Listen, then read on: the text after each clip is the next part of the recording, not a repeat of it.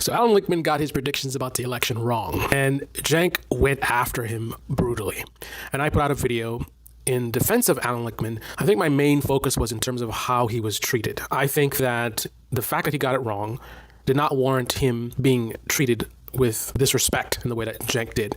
I think he should be treated with dignity and respect, especially when he was giving the same. I didn't see him insulting Cenk. I know some people complain and they say he's smug. Listen, man, if you're worried about him potentially being smug in 24, have you seen American politics? There's a lot of really disgusting people for you to focus your energy on if you want to attack someone. There's absolutely no need to be attacking someone who's over 70 years old, who has had a system that has been very accurate for decades, and he simply got one wrong. And simply because you feel that he's smug, he deserves to be treated like he's a Ben Shapiro or a Tim Pool? I don't think so. Anyway, one thing that anyone can't take away from me is my integrity. So I saw Cenk made a video, and I saw that even my own subscribers didn't seem to be with me on that particular video. So I wanted to revisit the topic, and I saw people on the Young Turks channel commenting that they went back and actually looked at the full video, and they were saying things like, you know, Cenk kept cutting him off, and they said that they'd be leaning towards Allan Lichtman, but then they looked at how Allan Lichtman was like not letting Cenk talk and blah, blah. So I said, maybe I missed something. Right? And because it actually matters to me whether what I'm saying to my audience is correct or not, and because I prioritize being accurate versus, you know, wanting to just win an argument or a debate, I said, okay, maybe, just maybe I missed something. So I went and took a look at the video just to be sure. Here's what I found. Well, you know, I am forthrightly willing to admit I missed this election. I still think I actually had 10 out of 10 before. I think I was right about 2000, but we're not here to litigate that. I still think it's a pretty good record. Now, the very first thing he does is admit that he was wrong. Now, unfortunately, he taints that a little bit by attaching it to a talk about whether he whether he got 9 out of 10 or 10 out of 10. It's fine to clarify the record, but when it's directly following an acknowledgement that you got it wrong this time, it kind of takes away from it a bit. It's kind of like I make an apology to someone and I say, I'm sorry. And then right after I make the apology and I say something like, you know, but you were really, you know, blank. If you're going to make an apology, just make an apology. If you're going to say you're wrong, just say you're wrong. Maybe put some distance between your correction of the record and your acknowledgement of being wrong. But I'm just being extremely objective here by even pointing this out. I'm trying to look for any and everything that Lichtman did wrong that supposedly warranted being treated the way that he was treated. Now, I think two things are operating here. Number one, I was incredibly critical at the time of the spineless, cowardly Democrats openly and viciously trashing their elected president and their elected nominee right out there in the open. I have never seen that before, and I've studied American politics since the founding, and that tainted any nominee. Spineless Democrats. If I had just read the transcript, I would have assumed I'm reading the words from Cenk. Sounds like something exactly like what Cenk would say. Interesting. In addition to the usual sources of disinformation, we had a huge change this time. A 300 billionaire, a guy who's richer than most countries of the world, who controls X, spreading vast disinformation. According to reports, billions upon billions of viewers saw his disinformation. People have a completely distorted view of the economy. A lot of disinformation. Again, it sounds like something that Cenk would say. This point is very important. Remember this, because it's going to be very important later on to expose Cenk's dishonesty. If you're enjoying the content so far, I'd like to encourage you to go ahead and click on that like button and definitely subscribe and activate the notification bell. But only do that if you're looking for a non-partisan political channel that aggressively calls out the left and right tribes and does not play the I'm a centrist, but actually I'm a closet MAGA game. Someone that always tells it like it is, even at the expense of losing my best subscribers because I tell them things they don't want to hear. There's no other channel that is as brutally honest as I am, because I don't do this for money. I have no interest in being a professional YouTuber doing politics. So there's no one else that can do what I do, because what I do is bad for business, but this isn't a business. Completely distorted view. What was the disinformation? Inflation is going up. Let me pin you down on that though. You say Elon Musk was spreading disinformation. Like what? Yes, he is spreading vast disinformation. What was the disinformation? Inflation is going up. Let me pin you down on that though. You say Elon Musk was spreading disinformation. Like what?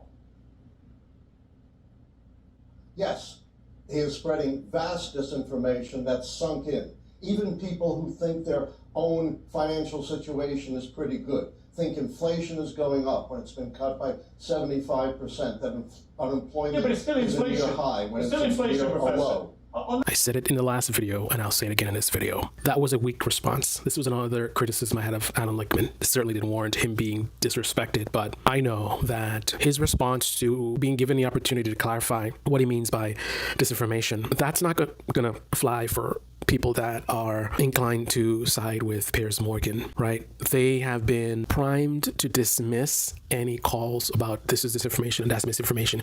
People like Tim Pool did an excellent job of completely just destroying that word or those words. You use those words to somebody who watches Tim Pool regularly and it's in one ear, not the other. You lose credibility right away. So your response to, being asked to clarify what you mean needs to be very sharp and very clear.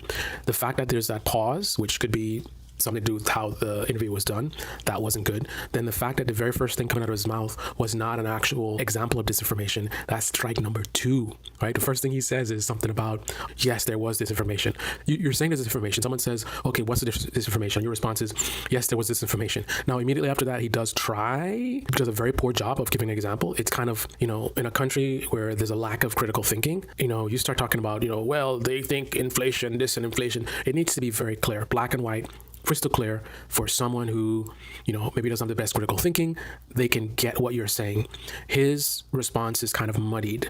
Now, to someone who is a colleague of this guy or someone within his social circle, I'm sure they would feel he did a very good job. But unfortunately, he's not talking to people in his circle. He's talking to a large audience of people, and many of them just are not sharp enough to really get what he's saying. And it's not even just a matter of sharpness too, it's also emotional bias, right? They are inclined to sort of dismiss what he's saying. So he has to be very strong in his attempt to persuade them. So you don't have any room to be dancing around and getting muddy. He needs to be very clear, very sharp, and to the point. This still does not warrant him being treated with disrespect. At that point, see, that's interesting. You would say that's disinformation, but the point is that inflation is still not zero, therefore prices are still going. Disinformation. Inflation is going Let me put up. you down on that though. You say Elon Musk was spreading disinformation. Like what? Yes, he is spreading vast disinformation that's sunk in. Even people who think their own financial situation is pretty good think inflation is going up when it's been cut by 75%, that unemployment But it's still is a near inflation. high when It's it's still a inflation, near a Professor. low. On that point, see, that's interesting. You would say that's disinformation, but the point is that inflation is still not zero, therefore prices are still going. Pierce' response in the situation is nonsense. It's ridiculous, and I think it's dishonest. This is one of the common tactics you see being used in the United States now in political discourse, where someone says something that is very clearly misleading, that leads someone to a conclusion that's absolutely false. And then people will try to defend this false statement by sort of pointing out that there is some level of truth to the statement and try to clarify, like you said, the point is X, Y, and Z, right? But the point of saying it's disinformation is because, when you say things a certain way, the things that people think after hearing that are false, right? You trying to clean it up, after the fact and say, well, actually, the point is something. But if that's something that's not what actually is being said, then it's accurate to say that what was said is misinformation if it, again, leads people to a false conclusion, right? I think what he might be doing is playing games with intent, right? So the argument might be that the person doesn't intend to mislead because the point they're trying to make is actually something that's based in truth. However, disinformation is disconnected from intent, right? I can put out disinformation with no intent to deceive. The point is, what's the effect of what I'm saying? If the effect of what I'm saying is misleading, then what I'm saying is misleading, regardless of the fact that I didn't mean to mislead someone, right? Nuance. Yeah, I totally agree with you. I'm sorry, but I totally disagree with Juan and Professor Lichtman.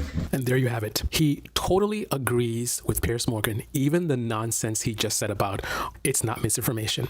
Now, he goes on to say that there was misinformation. He is absolutely, just has no integrity whatsoever. Now, Allan Lichtman said that the Democrats are spineless. We know Cenk agrees with that. Allan Lichtman pointed out that there was a lot of misinformation. We know Cenk agrees with that as well. Allan Lichtman pointed out the problems of having a billionaire spending so much money supporting Donald Trump. We know Cenk agrees with that. Yet, the very first thing that Cenk says is nonsense, because I don't think he actually totally agrees with Piers Morgan. You totally agree with Piers Morgan? Even the nonsense about inflation? I don't think so. And more importantly, he totally disagrees with Allan Lichtman? Really? Totally? Not partially? You don't disagree with most of what he says or part of what he says? You don't agree with some and disagree with some? No, you totally disagree with Allan Lichtman? Don't blame the voters. I think, look, we can get into this discussion, but Juan, I think you're blaming the voters. I think that's a terrible idea. Keep in mind that Allan Lichtman, to this point, has not mentioned Cenk even once. Now, if I really want to try to find flaws with Allan Lichtman, I could say he said something about being a Monday morning quarterback, something like that.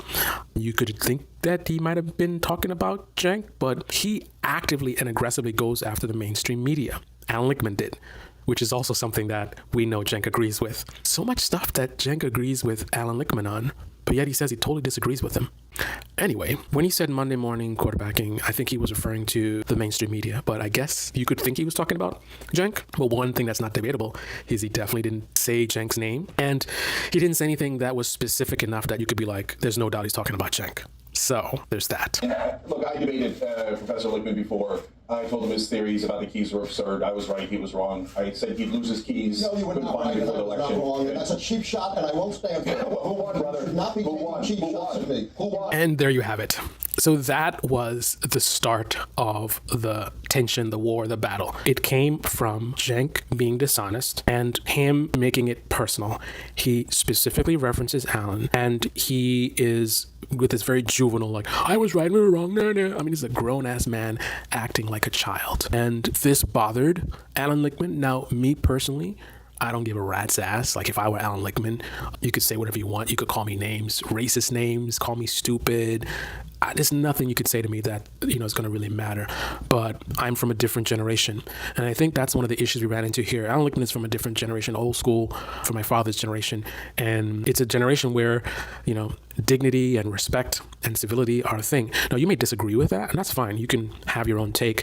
But I think it's not too much to ask to respect. I mean, for example, when I'm talking to an older person, I disagree with a lot of things from their generation, but just out of respect, I will try to adjust how I'm speaking, to someone like that. Now, if Allan Lichtman was somebody like a Giuliani, let me just make it clear. A Rudy Giuliani can have it. He can have it. I don't care about his age. You can't hide behind your age when you're doing stuff like him. And Nancy Pelosi can have it, right? Nancy Pelosi can have it. Joe Biden can have it. Allan Lichtman, nah. Show some respect. And as I said before, Allan Lichtman was wrong here in saying that he was not wrong. I think I get the sentiment of what he's saying, but I don't want to do the same thing that Piers Morgan was doing. I'm going to address what he actually said. I'm not going to clean it up for him and say, well, what he actually made was blah, blah. In that moment, he made a false statement of saying he was not wrong, even though I think I understand what he meant by it. He was wrong. Cenk made a correct prediction. Wait, I thought Cenk predicted that Kamala would win this election. So I went to check and see if maybe I was wrong, what actually was his prediction for the election. And I was getting ready to go and, put up my apology that I was wrong about Cenk, because in his video, he says for his 24 election prediction. Well, take a look. This is madness, guys. He went from drain the swamp to I'm just going to hand the government to my donors. Yeah. That is a hell of a turnaround, and one of the reasons that I'm picking Kamala Harris over him today, because I think he lost the thread. If he stayed on corruption, he stayed on populism, wasn't a lunatic, I think he would have won this election. But we don't know yet. Maybe he still wins it. So basically, he did a Tim Pool where he starts off saying he doesn't know, and most people, that's what they heard.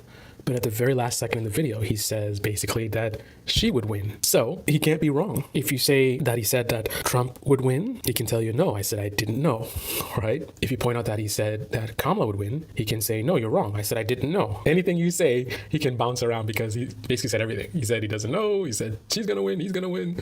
He could win. Maybe she wins. Now, in fairness, I didn't know either. I looked at the polls. They were very close the whole time. I was very pessimistic. I predicted that this election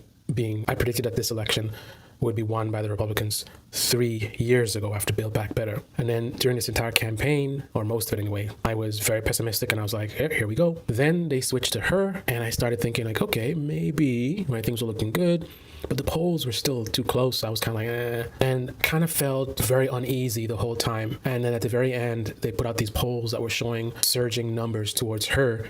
And I didn't get it. I mean, I didn't see a reason why that would be happening, but they were saying it was happening. And I was like, okay, I mean, if that's what the data shows. I was kind of like, okay, I guess she's going to win. But I was kind of all over the place with this election. So I can get the sentiment of saying you don't know. But the fact of the matter is, in the end, he did pick and he said she would win. So he and Allan Lichtman were both wrong. I read your own followers' comments, and they all trashed you, every one of them, and support. Don't stand for it. Who won, brother? You should not be Who taking won? cheap Who shots won? at me. Who won? You advocated total moral denial. I read your own followers' comments, and they all trashed you, every one of them, and supported me. Yeah, right, right. Personal Yeah, supported me. Yeah, right, right. Personal Yeah, come find out again. Make whatever point you want. Yeah, yeah. Don't make it You personal. don't know anything. You don't know You anything. attacked me personally. You're so deluded. All right. I've only been a professor for 51 years. This program, If Cenk was an adult and had some integrity, what he would have done is recognize that Allan Lichtman was offended by him making things personal, and he would have chosen his battles and reserved his energy for the many very disgusting and dishonest people we have in American politics, of which Allan Lichtman is not one of them, and would have simply apologized and said, hey, sorry about that, I won't make it personal anymore, and then continue to make his points without making it personal, without insulting him, without calling him stupid and doing the finger in the air thing and all that. But if he had done that, he wouldn't have went viral, wouldn't have gotten the attention that he did. So if Cenk is a savage, greedy capitalist that only cares about money and how many views he can get, then he did the absolute right thing. But if Cenk has character and integrity, he failed.